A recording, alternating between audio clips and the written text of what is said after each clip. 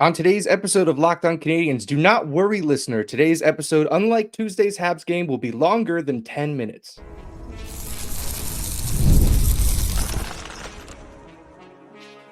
You're Locked On Canadiens, your daily podcast on the Montreal Canadiens, part of the Locked On Podcast Network, your team every day.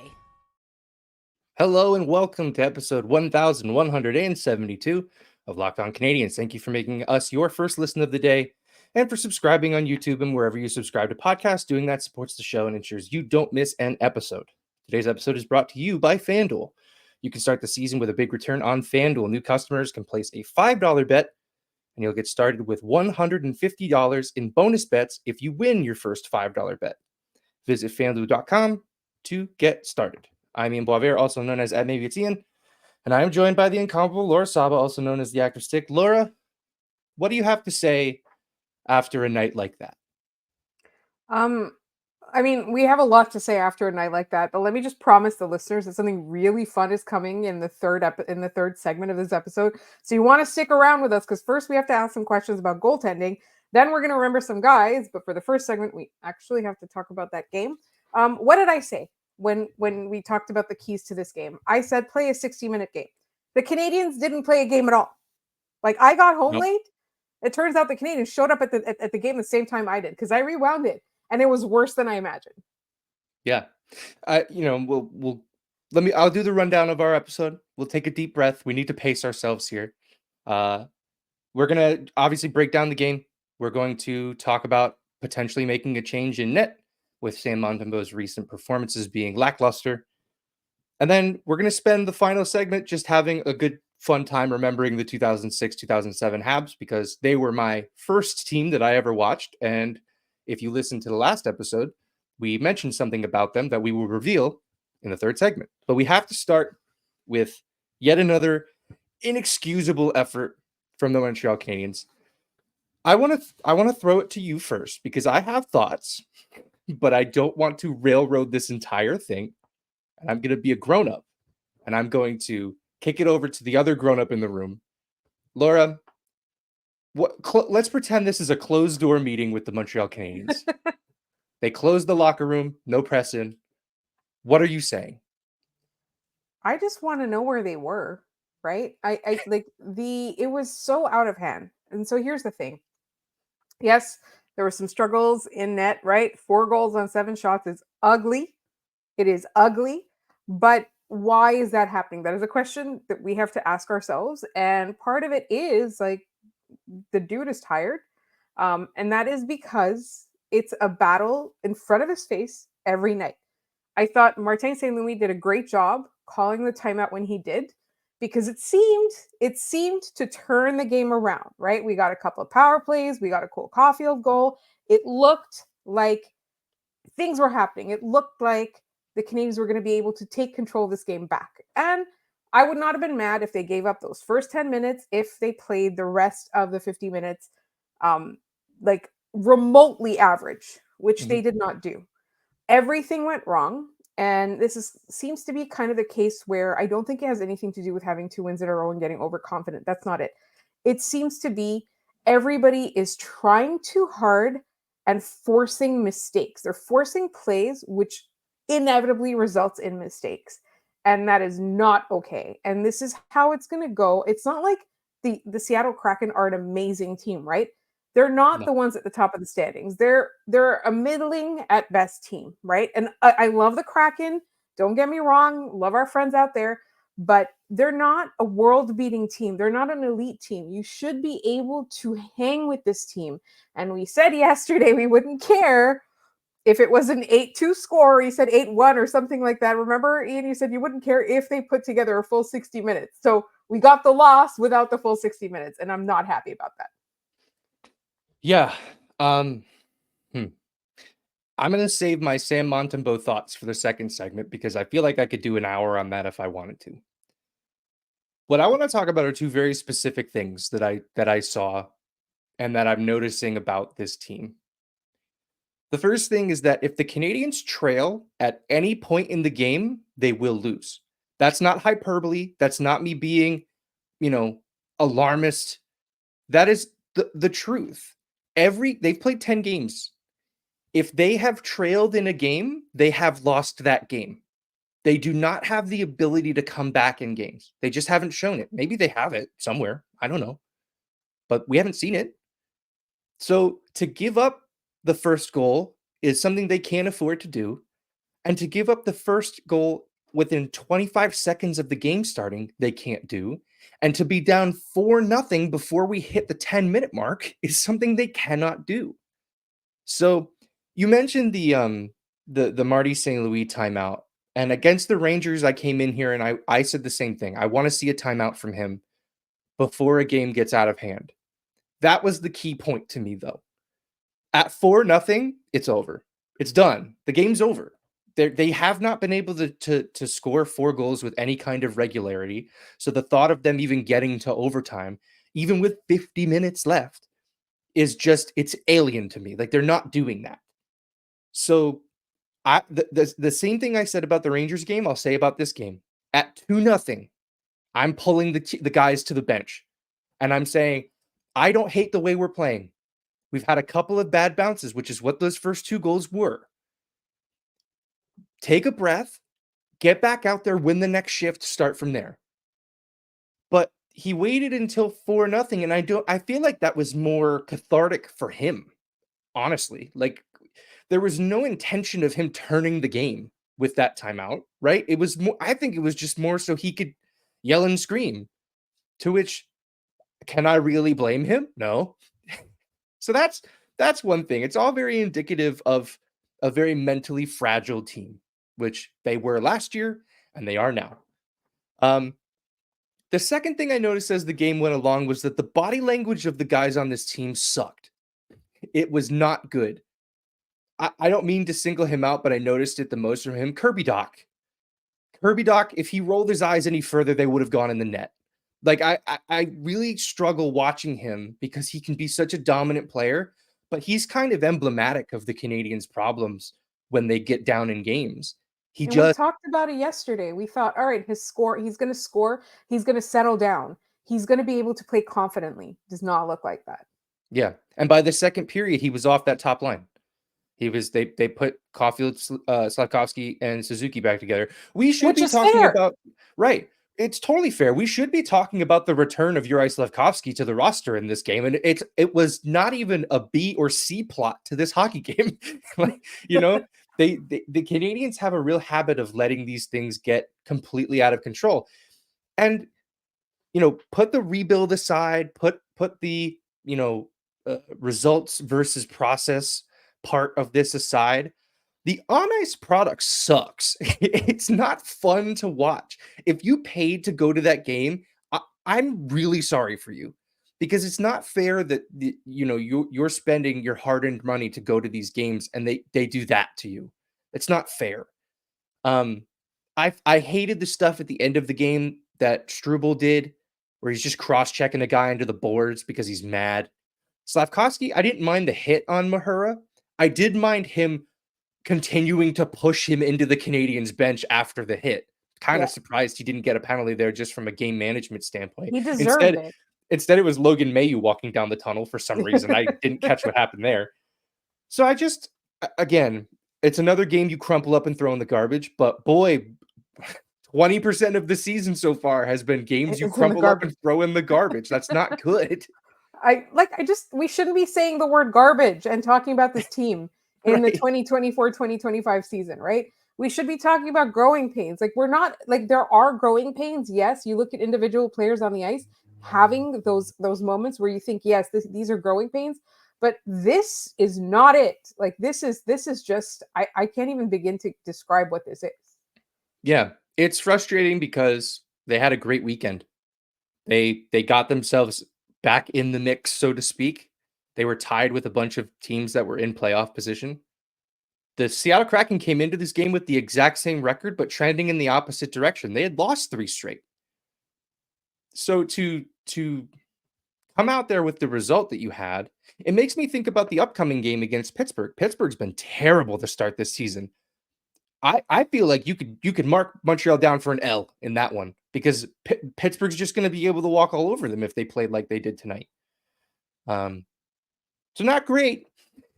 I wish we had a nicer way to end this segment, but it's just that's what the season is shaping up to be. It seems like every 5 games or so they're due for a complete blowout, which is really unfortunate. So it goes. That's If you hockey. hate yourself, check out Natural Stat Trick for this game.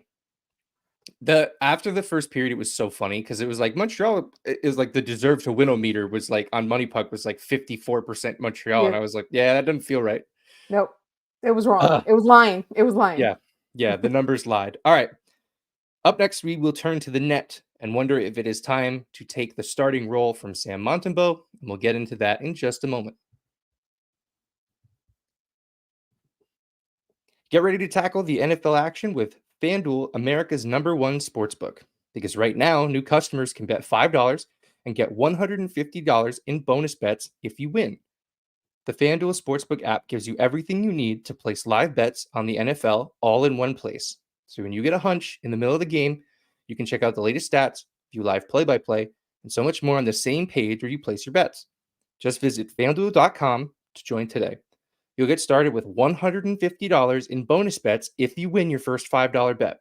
That's FanDuel.com. Never waste a hunch and make every moment more with FanDuel, official sportsbook partner of the NFL.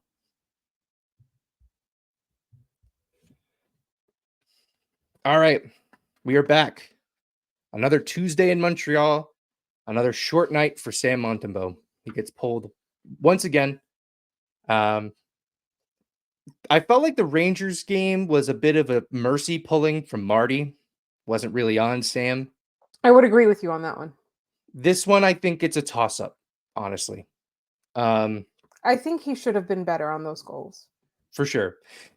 So let's talk about that because it seems like the book on Sam Montembeault right now is get the puck just inside the blue line and throw it on net and it'll go in, which is just the complete opposite of how goals should be scored in the year of our Lord 2024. Like it seems so antithetical to where this game is going that you can just have guys literally fling it. The word I would use is fling. What do you make of those goals from Sam Montembeault? So I haven't been watching his tracking as much. Last year I was very, very zoned in on Jake Allen's because of all the talk that happened about it the previous year. But Samuel Montembeault was so good last year that there wasn't anything for me to question and keep an eye on the first few games of the season. But it's definitely something that now I'm curious about. Like, what is going on there? The last time I remember him playing this inconsistently was when he had that wrist injury. He doesn't look Yeah. injured. He doesn't look injured. He might be. We don't know. They aren't saying anything. I'm not seeing a lot of therapy days on the day-to-day, practice notes.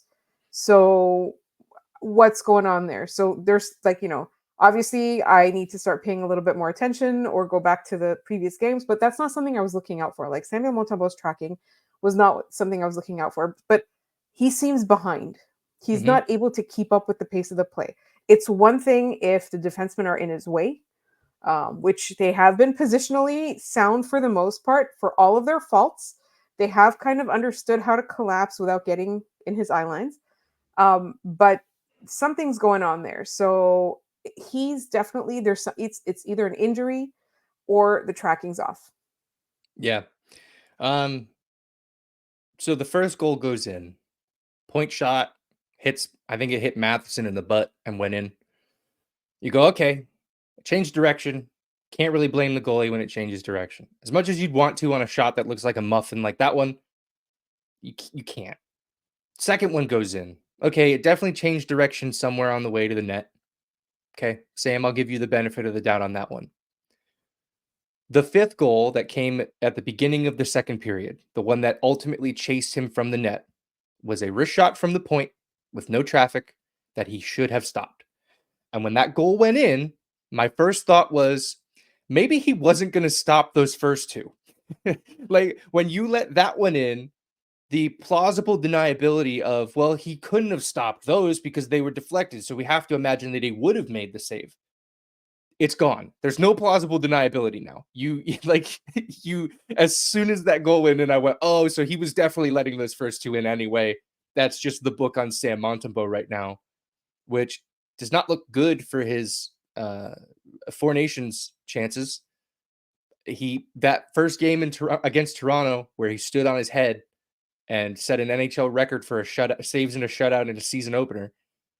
And then he's been just kind of mid since then. The game against Ottawa was good, but mid otherwise. Right. And the thing is, like, it's not like he was otherworldly last year, but he was good. He was one of the better goaltenders in the league last year. Yeah. That's just objective fact if you look at the stats. So him to be this way, and like I went from being indignant that he wasn't even in the conversation for most of the pundits' predictions for Four Nations, to now being like, oh, I get it. But like the question should be, why did Montembeault play himself out of this? Not like, Montembeault doesn't exist at all. So something's definitely wrong with him. Like check him out. Get him a sports psychologist. I remember it working for Carey Price, right? Yeah. You don't just need to change goalie coaches or whatever. You don't that's not always the resort. You can change the goalie for now though. You can sit him a few games, give Cayden Primeau a chance. Just, this is the beginning of the season, and this is the guy you were going to overwork. It's not going to work right now. So you got to give him some rest, get him to see someone.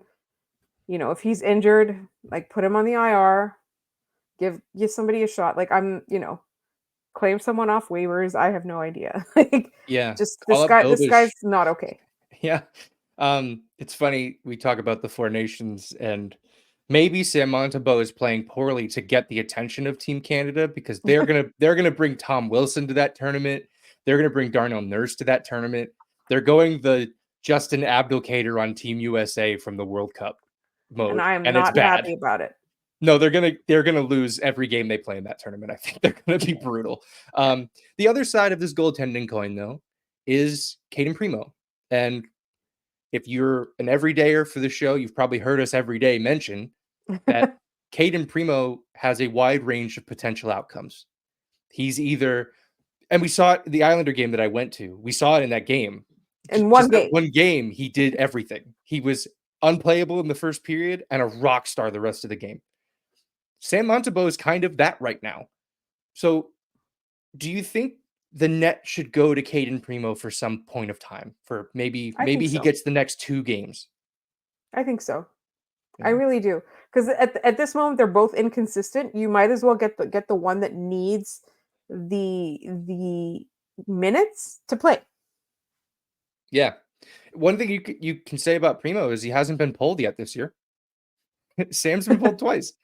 Mm-hmm. It makes me so sad. Like, I love Samuel Montembeault. It's not going well. Yeah. You want to feel even more sad? I believe as everybody is listening to this, wish Sam Montembeault a happy birthday. So that's miserable, right? That we're doing this the day before his birthday. He skated off in the second period, and I think he smashed his stick into the wall. He was, as the kids say, big mad. He was big mad about how that game went, and he should have been. He didn't play well. Hopefully he's the kind of guy that just ignites him. No. Yeah. Well, Cole Caulfield did, but nobody else did. Yeah. Like, again, Cole Caulfield, when he scored that goal, was tied for the league lead in goals with 9. And like I said about Slavkovsky returning, that's not plot A, B, C, D, or E about this game. It's unfortunate that the side shows become the main show for all of these games. It was like the Ranger game, the Trouba hit kind of took away from the fact that the Canadiens were terrible in that game. Like, at the end of it, none of us were talking about how bad they were. We were just talking about the hit. And I felt like that was the Canadiens, in a way. It was kind of a gift for them that none of us were talking about how terrible they were in that hockey game. That there was no such excuse in this one. Like, we all saw it, and it was worse because it was a worse team and it was a worse result. So yeah, I mean, I'd be open to Primeau getting some starts moving forward. How confident are you that will improve the result for the Canadiens, though? I don't think so, but at this point, it's more about giving Samuel Montembeault a bit of a rest and trying to figure out what's wrong with him and try to get him to reset his game than it is really about winning games. You'd love to win against Pittsburgh, again, such a beatable team. But for me, at this point, I just think that Samuel Montembeault needs to step back, and there needs to be some, whatever it is, whether it's soul searching, some therapy, some physical therapy, whatever it is. He needs a little bit of a break, and I think he'll be just fine. Yep. Yep. Totally agreed. I can't believe 10 games in, I think it's game 7 for him. We're talking about him needing a break. That's maybe they should have held 3 goalies. I don't know. All right. We're headed into our yeah. Well, it was worth a try. Sorry, Jake. I tried to do it for you. In our last segment, we're going to do a deep dive on yesterday's trivia question and remember a truly weird Montreal Canadiens season. And we'll get into all that in just a moment. This episode is brought to you by PrizePicks. PrizePicks is America's #1 daily fantasy sports app with over 5 million active members. PrizePicks is the easiest, most exciting way to play daily fantasy sports. All you do is pick more or less on 2 to 6 player stat projections and watch the winnings roll in. PrizePicks puts their members first, so all withdrawals are fast, safe, and secure. When my picks hit, I can get my money in as quick as 15 minutes. PrizePicks invented the flex play, which means you can still cash out if your lineup isn't perfect. You can double your money even if one of your picks doesn't hit. It's so fun and simple to use, you'll really enjoy playing. Download the PrizePicks app today and use code LOCKEDONNHL and get $50 instantly when you play $5. That's LOCKEDONNHL on PrizePicks to get $50 instantly when you play $5. You don't even need to win to receive the $50 bonus. It's guaranteed. PrizePicks, run your game. All right, for the first time in the trivia segment's history, we are devoting an entire segment to an answer because I was just so happy to be able to talk about this team. Let's refresh our listeners on the question from yesterday. When was the last season the Habs had 5 players with at least 20 goals? Laura, you know the answer to this. Why don't you give it to us? I did. I guessed it. I was so excited, but I didn't know the players correctly. I said it was one of the Kovalev years. It was the 2006-2007 Habs, which hold a very dear place in our heart. For Ian, I think that was when you first started watching the Habs, right? Yeah, that was my first year. And, you mentioned that was a Kovalev year. It wasn't quite. The next year was the year where Kovalev was untouchable. Right. But it was that era. Yeah. So let me give you the 5 goal scorers. Michael Ryder hit 30. Sheldon Surrey had 26. You're probably going to get 5 players on a team with 20 goals if a defenseman is putting up 26 goals. Man, that guy ruled. Koivu had 22. Chris Higgins also had 22. And Thomas Plekanec hit 20. Do you remember that team fondly? I do. That was when I first, we were talking about how you get irrational love for players. Shout out to our listener, Kevin. That was when I fell in love with Chris Higgins. That was the Chris Higgins year. So I remember that team fondly for very many reasons.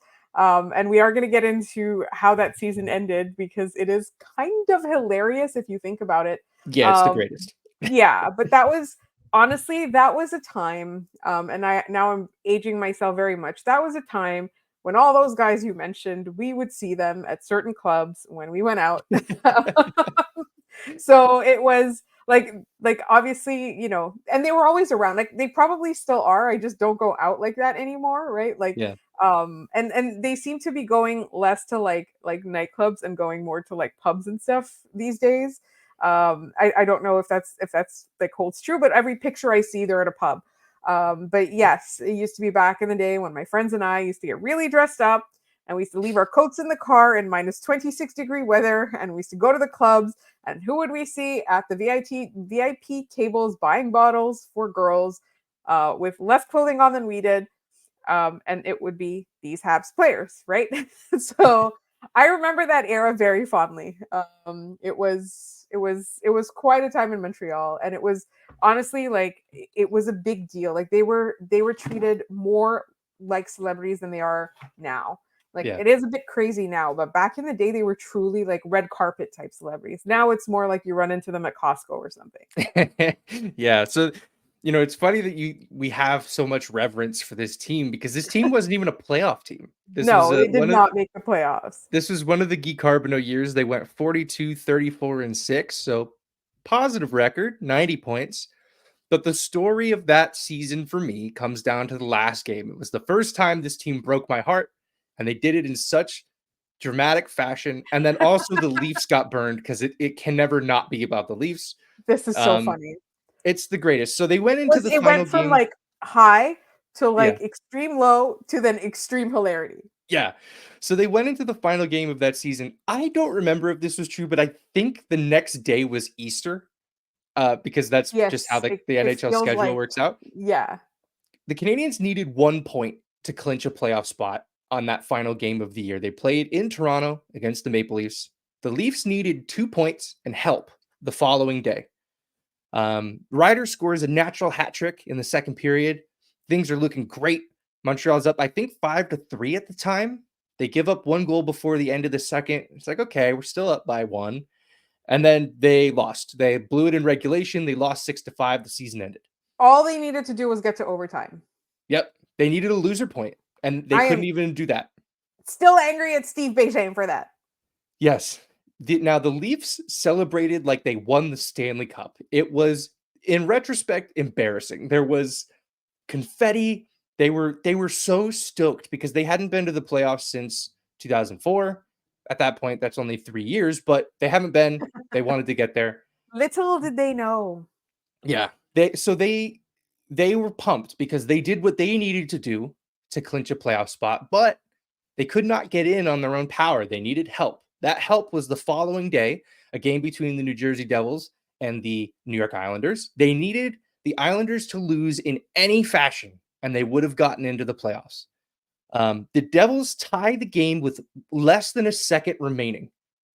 And then the Islanders end up winning in a shootout. I still see Wade Dublovitz, the goaltender for the Islanders, skating off all stoked because that put the Islanders into the playoffs. And I just remember even then thinking, that's the funniest thing that I've ever seen in my entire life. Just thinking back to the previous night going, they thought they won the cup and they're not even going to make the playoffs. They're in the same spot we are. It was unbelievable comedy. It was so good. Yeah, and like let's be honest, like in those days in the 90s and the 2000s, that's pretty much all we had. We had hilarity. We like the team was not good, right? Like we had essentially a couple of playoff appearances. I wouldn't even call them runs. And then we had Saku returning from illness, and that was pretty much it. Other than that, we just had hilarity. Yeah, that was a year too where Cristobal Ue was still in the prime of his career, but he did get hurt. Yeah. We had, how many games was it? We had 32 David Abisher games that year. He had a 900 save percentage, which in 2006-07 might as well have been an AHL goaltender. Yeah. Like, that wasn't good. Yeah, like the Cristobal Ue years kind of like tilted my memory of like, well, now like goalies, if you're like a 904, you're fine. Yeah. But he was a 916 and we were like, this guy's great. That 916 nowadays is like, this guy could win a Vezina. That's just kind of where the game has gone. Yeah. So yeah, very, very fond memories of that team. We had some games from Jarl Halak that season as well. Radek Bonk was still here. That was a Radek Bonk year. So Plekanec was still wearing 35, which is very fun to think about. Vintage. Yeah, vintage. If you have a Thomas Plekanec 35 jersey, no one is ever allowed to question if you are a fan of this hockey team. That's the coolest thing you could possibly own. Yeah, I would agree with you. So yeah, this was just it's kind of nice because the game was a complete stinker, but this was just a fun opportunity for us to remember some guys, remember a season. If you have a memory from that 2006-07 season, put it in the comments. We'd love to hear them. Send them to us via email. Maybe we'll have a book club of sorts, and we'll all just read each other's memories of that season. But we do have another trivia question to get to, and it's somewhat timely considering the Canadiens gave up a hat trick to Brandon Montour, a defenseman, against the Seattle Kraken. When was the last defenseman, or who was the last defenseman and when, to score a hat trick against the Montreal Canadiens? I'll say that one more time. Who is the last defenseman to score a hat trick against the Montreal Canadiens? My hint is you all know this player. There should be no reason. Well, I mean, maybe if you're of a certain age, you might not know, but if you are of our vintage of hockey fan, at least you will know who this player is. So good luck. If you have the answer, put it in the comments. We will pin the first person to get it right. I really enjoy these. I'm glad. I hope folks are enjoying these. It's just a fun excuse for me to remember guys and talk about players that make me happy. Cool.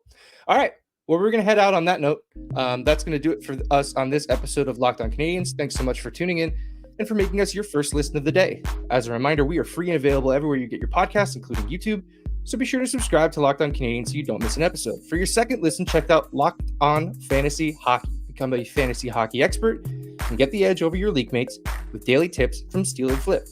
Find Locked On Fantasy Hockey on YouTube or wherever you listen to podcasts. You can follow the show on Twitter at @LO_Canadiens. You can follow us on Instagram at Locked On Canadiens or email us at lockedoncanadiens@gmail.com. You can find Laura at The Active Stick. You can find me at Maybe It's Ian. Thanks for tuning in, and we will see you tomorrow.